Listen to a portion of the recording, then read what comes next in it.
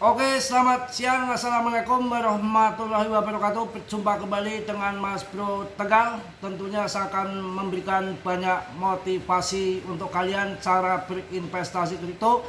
Mohon sedikit ya, ada gangguan hujan mungkin agak berisik dikit karena ini HP langsung ya. Langsung saya akan bahas di sini untuk kalian. Tapi kalian tetap gior, riset sendiri dalam dunia kripto berisiko tinggi, bisa cuan mendadak ataupun habis-habisan mendadak. Mas Bro di sini tidak bertanggung jawab atas kerugian kalian. Semua kerugian ditanggung masing-masing. Langsung saja, kondisi market saat ini naik turun itu sudah pekerjaannya, kewajibannya kripto, itu sudah hal yang biasa.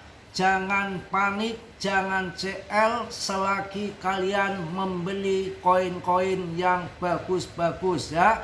Karena penurunan ini hukumnya wajib harus turun.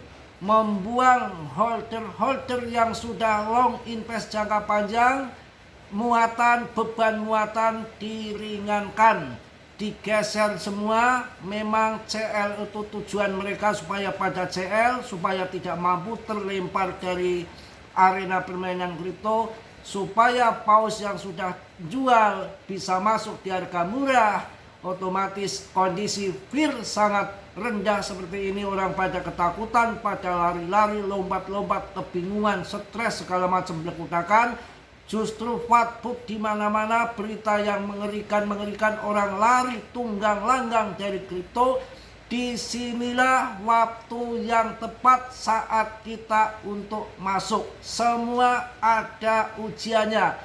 Dan dalam dunia kripto kalian harus pahami, paling tidak belajar satu siklus supaya mental kalian, basic kalian dalam bermain kripto itu betul-betul punya mental yang baja, cerdas, pinter, dan nanti akan ngambil keputusan yang pas dan tepat di dalam bermain kripto. Nggak ngasal, termasuk dalam milih koin-koin.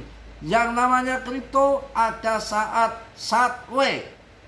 Ketika sideways begini, harga cenderung koreksi, kita nggak bisa apa-apa, hanya waktunya fase akumulasi.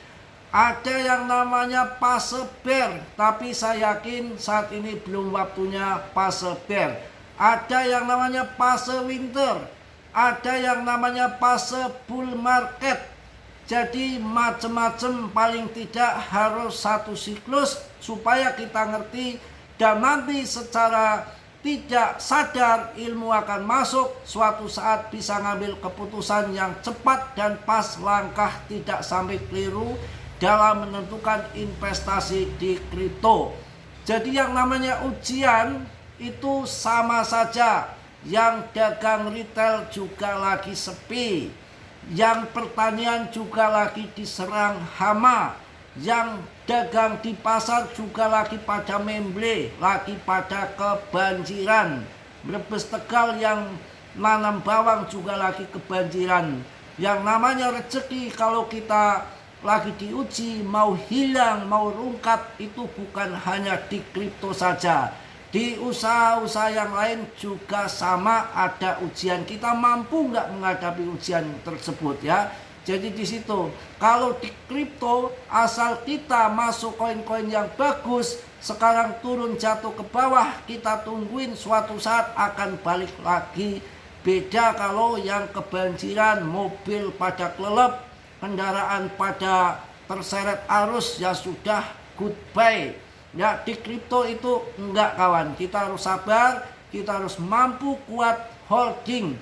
Di saat penurunan seperti ini kita CL, kita konyol, kita akan jadi tumbal mereka.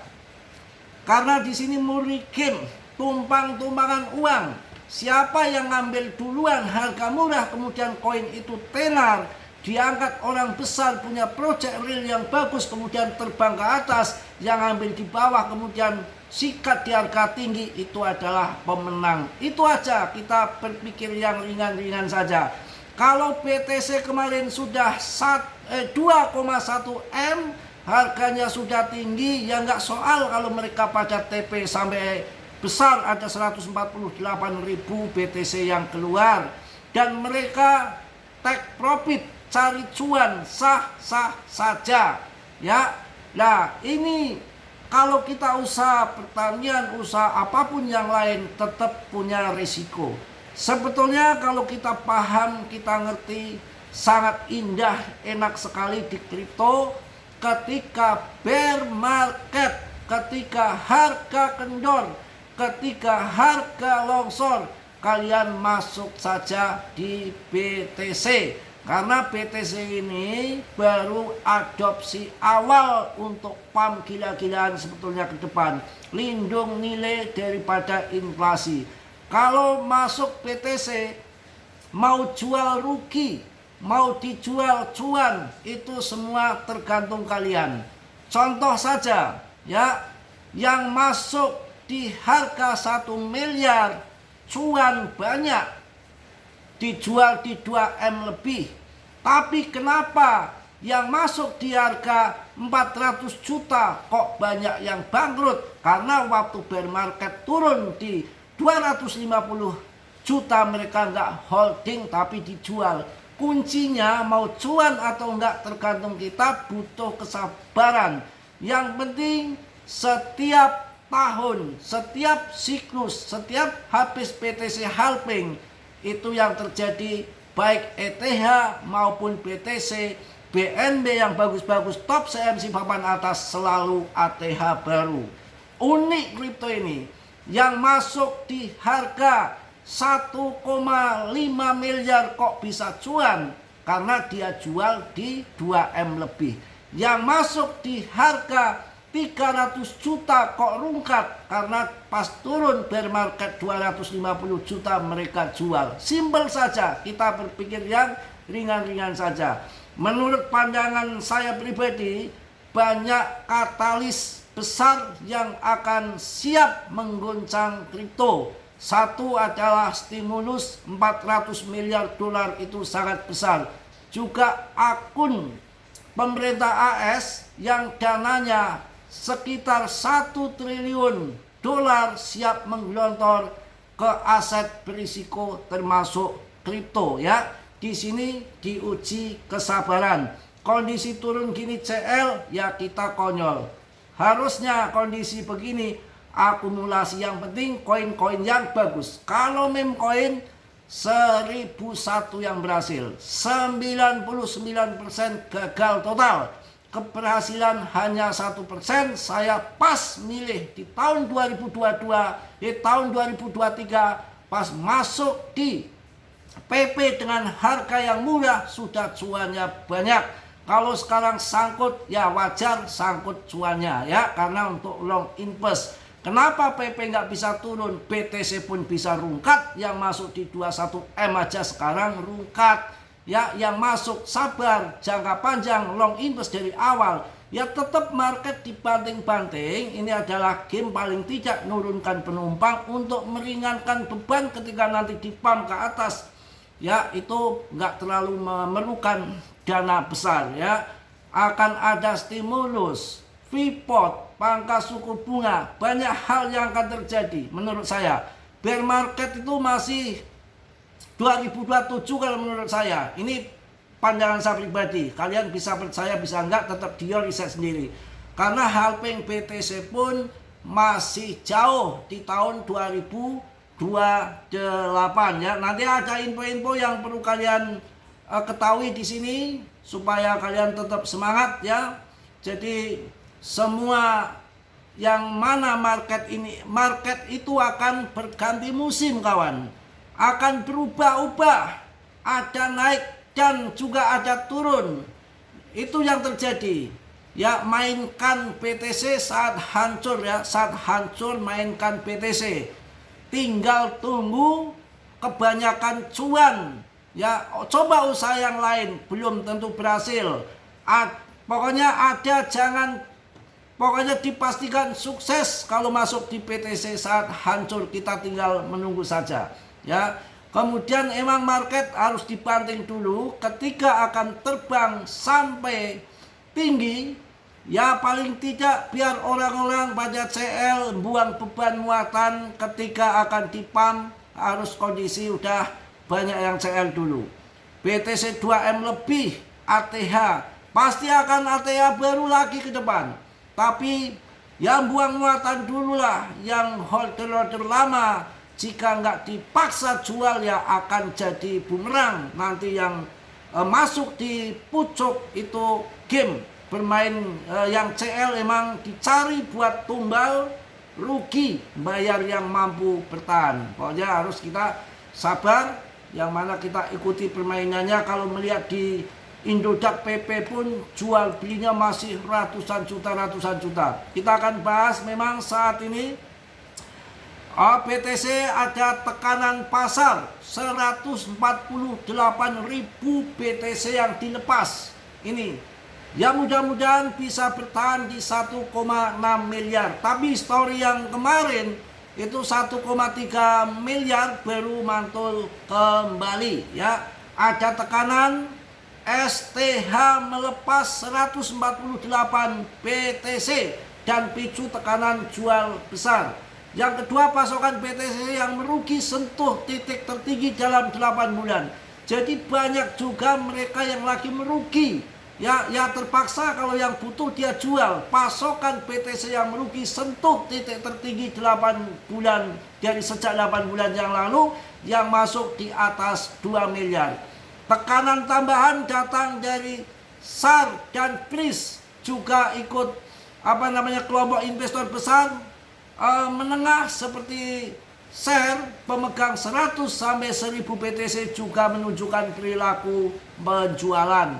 Level support dan resisten ya mudah-mudahan mampu bertahan di 1,5 miliar kawan. Mudah-mudahan ya sampai di situ. Kemudian juga 4 sinyal BTC yang dipantau investor usai koreksi 1,58 miliar. Ini dari Tom Lee, koreksi ini akibat market maker stres, bukan fundamental. Market maker juga lagi stres, tekanan penjualan ETF dan sosial dominasi BTC menyentuh titik ekstrim. Analis terkini BTC bisa koreksi 916 juta ketika tren bearish berlanjut. Ya sekali-kali BTC turunlah. Harapan pada pemotongan suku bunga The Fed, tapi pasar masih ragu.